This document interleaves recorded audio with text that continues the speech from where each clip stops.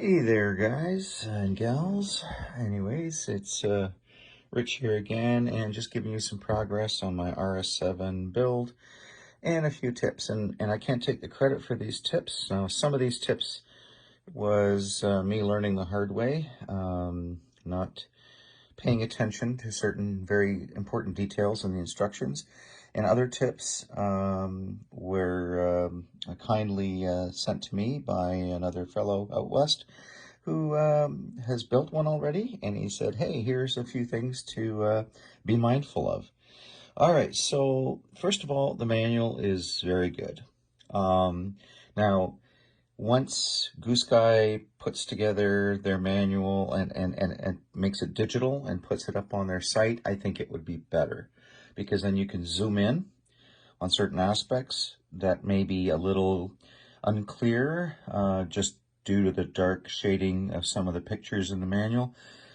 And you know, when you have that digital manual that you can kind of pinch and zoom or you know, zoom in on, I think it makes it a lot easier to be precise and know, aha, this is going here exactly, and this has to be this way exactly. So Gooski, if you guys, or Goose Guy, if you guys can please get that digital manual up, that would be great. Really greatly appreciated. Anyways, as far as the manual goes and the build process, this is the first time okay. So I have to admit that I started with Align helicopters back in the day, and then I owned multiple SAB helicopters, and you know, and it's been SAB for many years. I still have many SAB helicopters, and I enjoy them very much. I have some classic old school Mikado helicopter. But this is, it's been a long time since I put one together like this that has, you know, you're using your flat frame sides, and it's all kind of modular. And everything in this kit, I must admit, is a modular process. So it's not like you have one main assembly where you mount everything onto. This is all multiple sub-assemblies, and then they all come together between the frames, okay? And if you're used to building a kit like this, cool. For me, it was a little different. Basically, I just wanted to share with you. So, some very important things. As you can see, this is all, like, everything is a modular piece. And once you've done this piece, you set it aside. So I'm gonna set that aside, and even the rotor head, right? You get through the whole process of putting this gorgeous, very smooth, I mean, very smooth rotor head together. I mean, this is just like butter. It's crazy how good that is. And then, like, again, another sub-assembly piece, right? So keep working on these. There's another sub-assembly piece, and then it's just, you know what they say. There's an old story. There's an old saying: measure twice, cut once. Well, this kit, double check your specs on the manual, and try dry fitting things if you can, and making sure you have it in the right orientation. That's really important. Again, a digital manual would come very handy to help.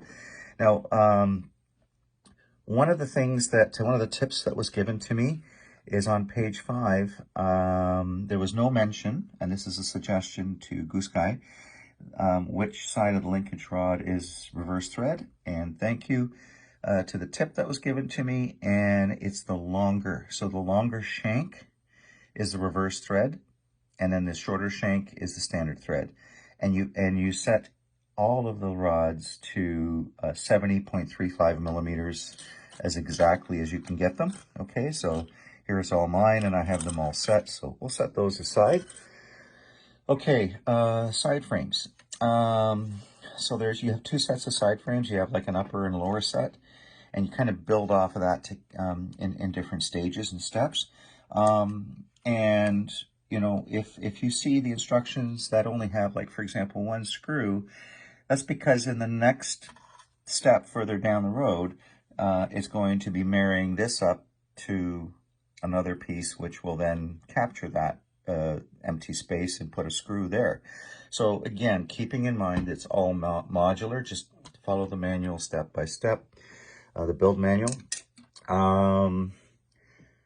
Basically, this part had me a little confused at first. And it took a few test fits just to make sure I had it right. So, you know, your your lower side plate left and right, you know, basically just go through it slowly. And again, this is me more becoming refamiliar with this type of kit build.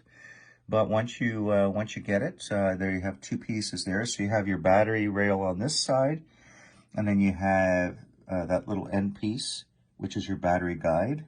And eventually you'll kind of sort it out. But again, everything fits precisely. It's been great, a great build so far. And there's the other lower side panel, lower side plate, and this one has the battery release. Now, I did find that this hole here, when originally cut, was a little snug. I mean, the pin would go through it, but there'd be a significant amount of friction here. So I just took my file and just gently, made that a little bit larger, but not by much. It took very little. And now, which is a little hard to do with one hand here, but now this slides in like super smooth, like butter. Okay, it didn't take much, but just a little tip. Okay, there. What else? Oh, this gear, the one way. So when you pop this apart, because you wanna put a little bit of grease on the outside of the race of that one way, in the manual, it suggests, and this is a very key thing to keep in mind. This is why we're so used to building helicopters that when you're building the RS7, if you pay attention to the details and maybe dry fit something the first time, confirm that you've got the correct orientation in place, it's going to be a great experience. And it is, regardless, but pay attention to the details. One-way bearing direction. And if you look at this in the manual, you'll see the direction here of these little pieces, and there's like a little lip on them. And essentially you want to make sure that when you put the one-way bearing in, they're going in the same direction. So the top part, looking down from the top, that's going the right way. And of course you can test this by just simply putting it on the shaft, on your main shaft, and you want it to free spin in one direction and be a solid spin, or it grabbing in the direction of your rotation, right? And it free spins in the opposite direction, which is not the direction of the rotation of the main motor shaft. So, or the main shaft for the blades. So yeah, so little details like that, keep that in mind. Okay. Another thing too. I'm going to fast forward in the manual here. This went together pretty smoothly. I just love this modular piece. Here it is, what it looks like. Okay. And looking really good. Okay. So just again, follow those steps in the manual. Pay attention to the details. This one got me. This one, I goofed up on this one. Even though it says here in the manual, through hole. So these are through holes on one side and threaded on the opposite. I had this one flipped around.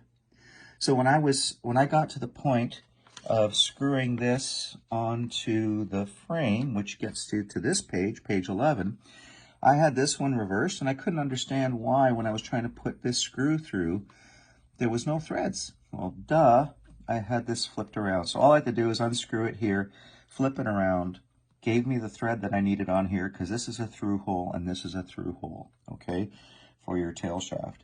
So this is what it looks like together, okay?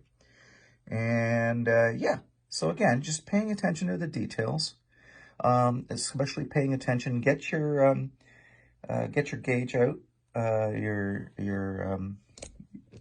gauge for measuring your tolerances here, and make sure that you're checking the length of the screws, because some of the screws are just slightly smaller and larger, and they're very specific. They tell you, hey, use specific screws to go in. Like, for example, this uses M3x10s on this bottom piece, but this one, this servo bracket up here, uses M3x8s. So, and the rest is M3x6s. So again, it's just paying attention to what's requested. And if you're not sure, pull your mic out, measure the screw, and make sure that that everything comes together. As far as the packaging, it's really well done. It kind of tells you, hey, this is bag 12, so this will be page 12, and then whatever step you're at, and everything is together. I haven't had any missing pieces. A tip that was passed on to me on page 11, it says that the bolts say 3x8, but they're not in a bag. They're all 3x10s, and that's perfectly fine. You can use 3x10s, right? It's not going to be an issue. And that's kind of it so far. So this is where I'm at with the build. You know, it's been I've been a little busy, so now I'm going to proceed with the other half of the frame, and then basically just mounting, you know, these two servo supports, brackets. Here's my screws that are remaining, and this will all marry up to this side as per this page 11. So far so good. This is it's been a learning experience for me. Just again reminding myself, hey Rich, pay attention to the details. But hey, enjoy the build on this kit. Enjoy it. Everything fits really well, really well. Again, the only suggestion that I would make to Goose Guy is, you know, in maybe check the drilling of this hole in future kits.